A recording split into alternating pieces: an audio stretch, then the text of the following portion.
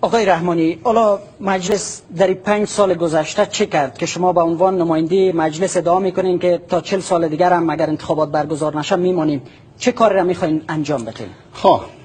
کار کرد را تو هم پرسان نمیتونی، رئیس جمهور هم پرسان نمیتونه، ملت بیشتر هم پرسان نمیتونه. و نمایندگی از مردم به عنوان خبرنگار میخوایم بپرسیم چه کار کردین آقای رحمانی؟ او برای مردم معلوم است که چی کردین، نه برای این قانون اساسی است. نه بله قانون اساسی است. ماده 61 رو بخونید چی میگه. رئیس جمهور با کسب اکثریتی بیش از 50% آرای رای دهندگان از طریق رایگیری آزاد، عمومی، سری و مستقیم انتخاب میگردد. بله. من این از شما سوال دارم. خب بپرسین. وقتی که رئیس جمهور به همین منوال نیامده در افغانستان کجا تطبیق خانم؟ قانون شما به عنوان نماینده مجلس چی کردین؟ نمایندگان مجلس به جنگ برای کاری میکردین؟ حراست از قانون اساسی وظیفه کی است؟ او وظیفه قوه مجریه است. او وظیفه قانونگذار نیست. ما قانون را جور کردیم برای کسی جور کردیم که او تطبیقش را بکنه. ما مجری نیستیم. ما مجری نیستیم. اگر نکرد که نکرد. رئیس جمهور میگن که مشروع نیست. خود شما در اول سرطان چی میشین؟ چرا قبول کردین؟ در اول سرطان حالا به همین نظام نامشروع، پارلمان نامشروع، یعنی میره مردم قبول کردن مجبورن بپذیره. یعنی چی؟ بعد از 31 جوزا اول سرطان ما برویم حکومت جور میشه، افغانستان جور میشه، قانون عملی میشه. من میرم شما سوال میکنم این کارا نمیشه. یک کار میشه آقای رحمانی، یعنی سقوط بدیم نظام را هر سال پارلمان افغانستان چقدر مصرف داره؟ یعنی که نمیشه سقوط بدیم نظام. چند معاش دارین شما؟ چند معاش دارین؟ از مردم میگیرین اینا؟ چند معاش دارین؟ وزیر کابینه از ما رای میگیره، چند ما معاش داره؟ شما چند معاش دارین؟ خب این که این بار از سر شانه های ملت کم میشه لااقل. بله کار شما چی بود؟ افغانستان جور میشه. شما در 5 سال گذشته چی کردین به عنوان نماینده مجلس؟ بار از شانه های ملت کم میشه. ما بار دوز هستیم. ما بار دوز هستیم. معاش میگیره این نظام. معاش را از جیب ملت نگرفتیم. ما از کجا گرفتیم؟ ما معاش را از سرمایه افغانستان تا گرفتیم. سرمایه افغانستان مربوط به کی است؟ همون سرمایه افغانستانی که امروز ریاست جمهوری تان به حد رسانده. سرمایه افغانستان مربوط به کی است؟ من سوال میکنم، منکر شده میتونه که رئیس جمهور نیست؟ سرمایه افغانستان مربوط به کی است؟ من میگم که امیر ریاست جمهوری غیر مشروع است، ولی تو گفته میتونه که امیر رئیس جمهوری من است. امیر تو گفته میتونی؟ ما با گرداننده نمیخوایم حرف بزنیم آقای رحمانی. ملت هم گفتن آقای رحمانی، ولی ما میگم که قانون زیر پای کردن. شما هم قانون زیر پای میکنید. ما هرگز زیر پای نمیکنیم. مسئول از مسئولیت نداره. بعد نماینده رئیس جمهور اینجا میخواستیم. بعد از نماینده رئیس جمهور نیاز نیست. بر اساس قانون اساسی از اول سرطان دیگر مشروعیت نداره. ما میگیم تمام نظام غیر مشروع. خود تمام نظام نامشروع، شما هم نامشروع میشین. من چی برید گفتم؟ من وقتی که از الف تا یا زیر پای شده باشه، از الف تا یا تا امین نظام باشه، 40 سال دیگه همین پارلمان تو نگاه کنه. تو انکار کرده میتونی؟ آقای رحمانی، شما خود را عالم دینم میخوانید. الحمدلله. اگر میبینین یک کسی یک کار خطایی میکنه، شما هم باید خطا بکنید. اینو گفتن که خطا کردی.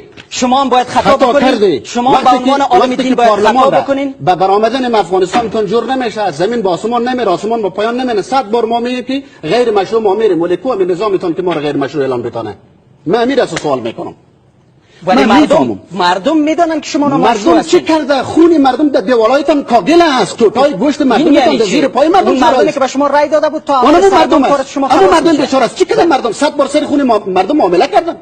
یعنی شما همچنان از خون مردم تغذیه میکنین و معاش میگیرین. ما حراست از خون مردم کردیم. ما قوه مقننه هستیم. فرق بکن. تا اول سرطان اگر حکمران هستی در بین قوه مجریه قوه مقننه فرق بکن. الف تا به یا فرق بکن.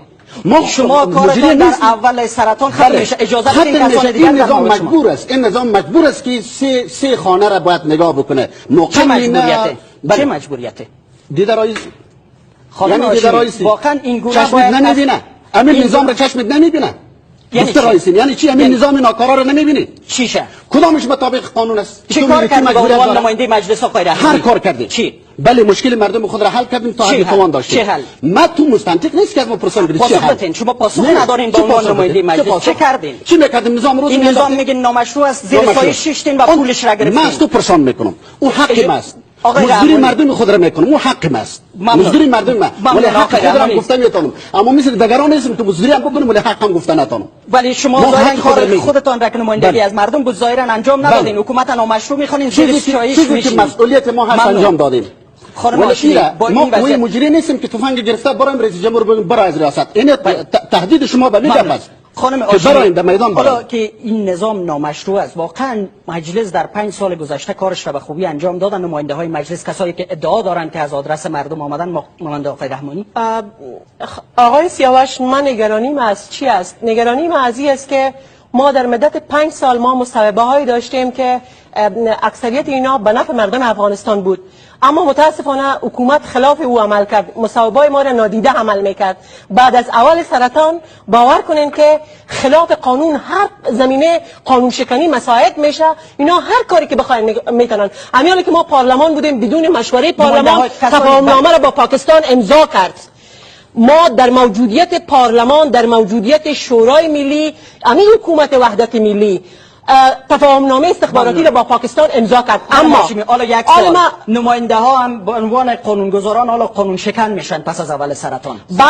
بعد از اول سرطان واقعا کار ما غیر قانونی میشه. ما باید مطابق قانون عمل کنیم. یک موضوع دیگر ما به تمام آزادی خواهای افغانستان میگم، به جوانان عزیز میگم، به اعضای جامعه مدنی میگم که افغانستان نیاز به یک تحول دارن. چند نفری که این قدرت گرفته میخواد که قانون زیر پا کنن، این ما برشان دیگه این زمینه را برشان نمیمانیم که اینا قانون زیر پای کنن. اینا میخوان که به کرسی بشینن، قدرت کنن. معادن افغانستان شما دیدن که تاراج کردن. اینا تمام هستی افغانستان در مدت 13 سال تاراج کردن. ما از تمام آزادی خواهایی که در هر گوشه افغانستان است میخوایم که با پا بخیزن.